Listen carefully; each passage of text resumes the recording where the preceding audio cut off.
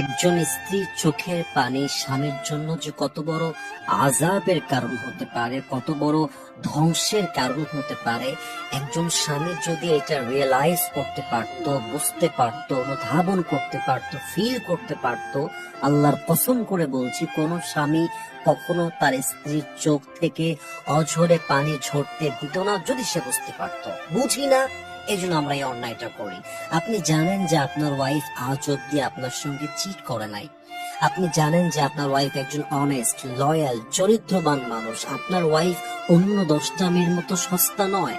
আপনার ওয়াইফের মধ্যে লয়ালটি আছে, ভালোবাসা আছে, যত্ন আছে, আনুগত্য প্রবণ হচ্ছে আপনার wife. In spite of knowing that, আপনি জানেন যে সে ভালো একজন মেয়ে, আপনার প্রতি অনেস্ট, তাও আপনি তাকে কাঁদাচ্ছেন।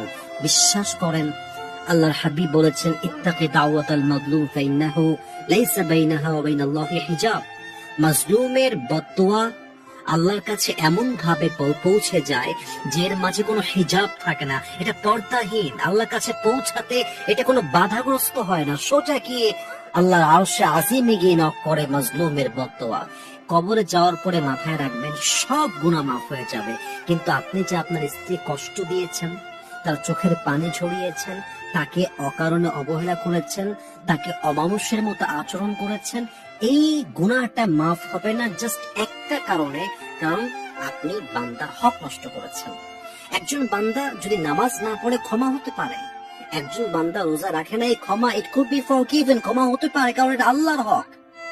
কিন্তু বান্দা যখন আরেকজন বান্দার হক নষ্ট করে, তাকে আঘাত দেয়, কষ্ট দেয়, চিট করে, বেঈমানি করে, চোখের পানি ছড়ায়, আল্লাহ বলছে তুই আমার হক নষ্ট করলি, আই উইল ফরগিভ ইউ।